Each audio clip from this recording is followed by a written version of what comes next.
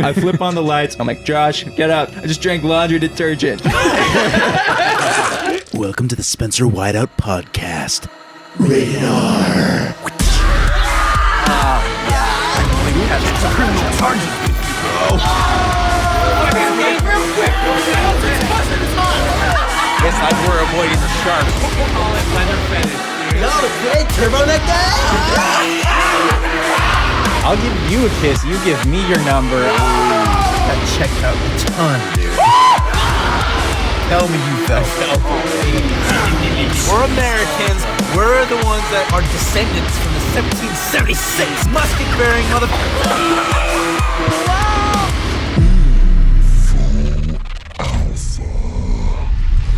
Welcome back to the Spencer Whiteout podcast. This is episode number 14. This one's going to be short and sweet, like a shot of detergent. Let's dive in. All right, looks like Andrew's got a story about chugging detergent. Dude. Oh, man. Speaking of things that go in your mouth. Rated R. Yeah, let me clarify on that transition real quick. The name is it's a bit of a revealing name for the story. I guess the humor is more in the details, but we call this one the Detergent Chug. I think you can imagine why that might be. It started just a couple years ago. This horrible habit every Monday night. No, and now I'm a superhero.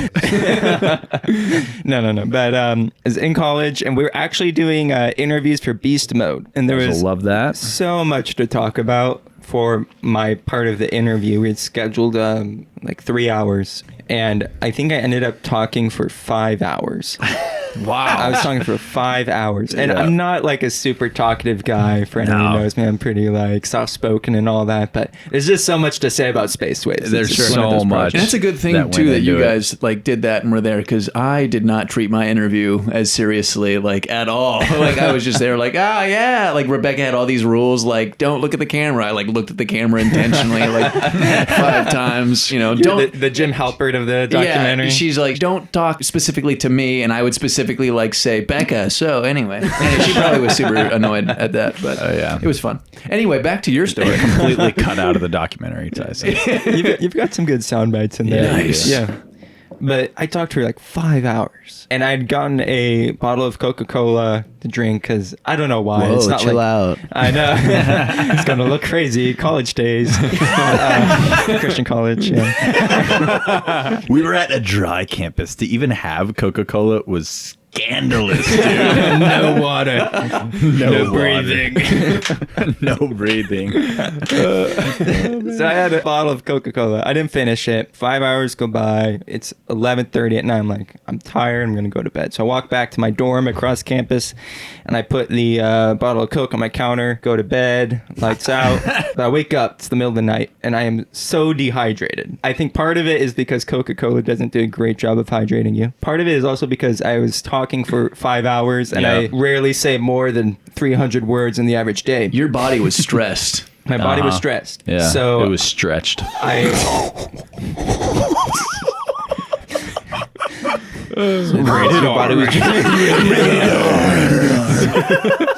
So I'm tired. I'm stumbling out of bed, and my room is pitch black. You know, it's probably 3 a.m. I don't know what I just said, but now it's 3 a.m. Okay. Right. And I'm walking over to the counter, find the Coca-Cola, I open it up, and take a big chug. And it's only seconds afterwards I realized this is not Coca-Cola. Right. I had just swallowed it, and it was laundry detergent. Oh. So I'm going to back up here. Okay. The reason why I had identical bottles, reason I had identical bottles of Coca-Cola and laundry detergent on my counter next to each other At the is same because time. I had just come back from visiting home, and I needed to get like new supplies. You know, I was poor, didn't want to go shopping. I told my mom I don't want to take like the whole thing because Right. you know you guys would have to buy another one. Right. I'll just take something like a bottle. So she took a bottle, is like a soda bottle, and then filled it with detergent. It was like, Make sure you don't drink this. fast forward a couple weeks later, here we are. Crickets. So I had just chugged this bit of laundry detergent, and I'm kind of freaking out right now because I realized immediately what it was, and it went down the pipe. Right? Wow. Yeah, there's And no coming back from it. so right now my esophagus is on fire. I flip on the lights. My roommate's name is Josh. I'm like, Josh, get up. I just drank laundry detergent. And he's like, what do you want me to do? Why did you wake me up? How can I help you here? Right. Give me I'm like, CPR. I don't know. Google something. My butt. Pump it out. And so I'm just dry heaving into the toilet. You know, my buddy's Googling stuff. He's like, yeah, it sounds like you want to try drinking water. I don't know. I'm like, sure, I'll try that. I don't think that was the move. I don't know. Well, I just started chugging water. Because think about it. If you're drinking fluids, the more fluids you're drinking, it just kind of pushes the other fluids further down. That's why CPR to the butt is the move, dude. What? Wait, what'd you say? CPR to the butt. Maybe that's CPR to the butt. Yeah, get it out. You just got to pump. Do you know? I'm unfamiliar. Okay, well, It seems like I'll you tell know a lot later. about It that, sounds Luke. like you have a story after this one. That's for the OnlyFans. That's actually a hilarious business model if you spin the podcast that way. Is like you tease a gnarly story, Oh but my it's for like gosh. the paid version. Oh my gosh. Yeah. Oh, nice. Okay, so keep going. Keep going. Yeah. So I'm heaving into the toilet. I'm like, I don't know, man. When's like the school nurse open? It's like only 4 o'clock now. In the morning. 4 o'clock in the morning, and the school nurse isn't open until 7.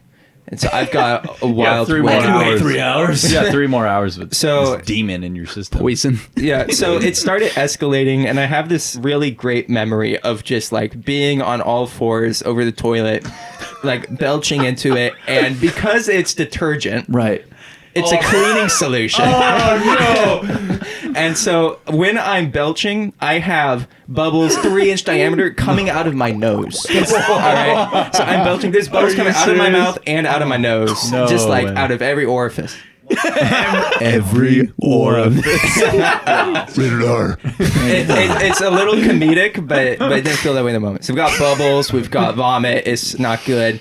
And so I'm like, oh, there's a Stater Bros nearby. We can go to Stater Bros. And so I'm telling my roommate, drive me to Stater Bros. We'll like get something to drink because like I'm gonna try drinking more than water. I thought it was helping. I don't know. Right. So when does the box of Is that a bar? crackers come What's in? Stater Bros? You know what Stater Bros is? No, I no, love Luke. it. Okay, we'll Luke's get to not it's a from grocery here, store. dude. it's a grocery store in gotcha. SoCal. Yeah, You're it's like, like Vaughn's. No, Luke, Yeah. it's Classified. Like, maybe they can help me. I need classified. We might have to edit that part out, bro. Luke just said Classified. Oh no! For everyone who's coming back after the edit. Yeah. So I take just a couple of important tools with me. I'm in my pajamas.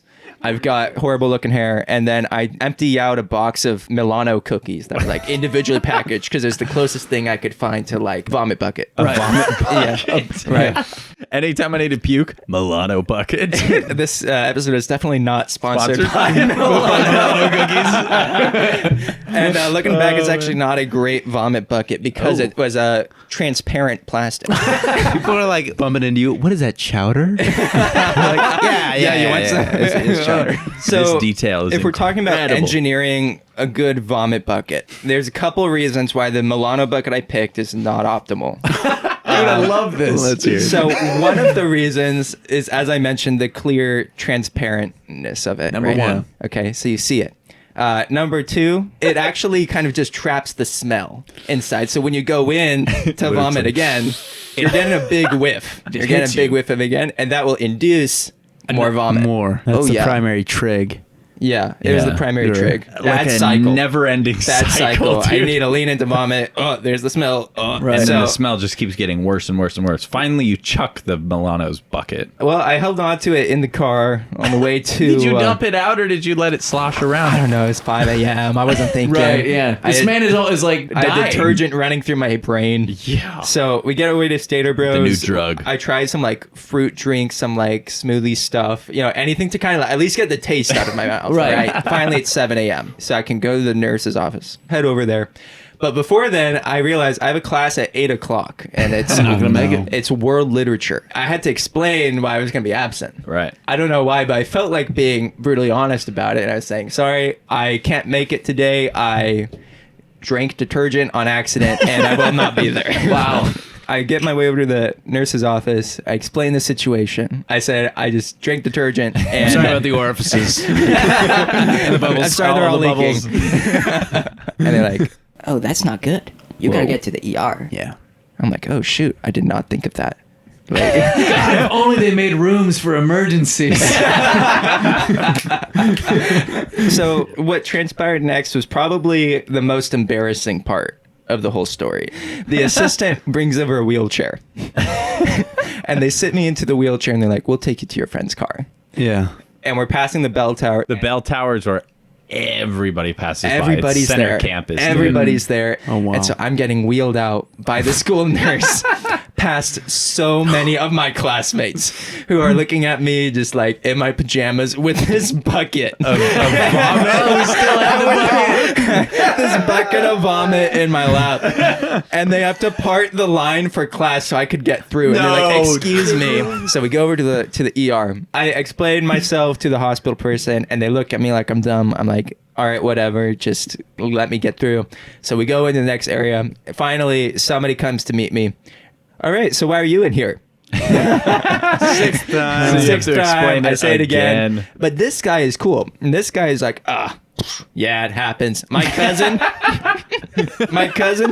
drank a whole bottle of dish soap thinking it was Gatorade. Whoa. So he gives me this solution to drink and it numbs my esophagus so that the burning stops. But the best part was next morning I had that same what was it? I think World I had literature. World literature Yeah, class. there we go. My last name is Baer, so I'm at the top of the attendance sheet. He reads my name, Andrew, and he looks at me. He gives me like this little smile. He's like, so how you doing? You doing all right? I'm like, yeah, I'm fine.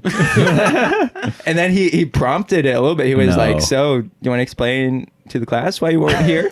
I'm like, no, I'm good.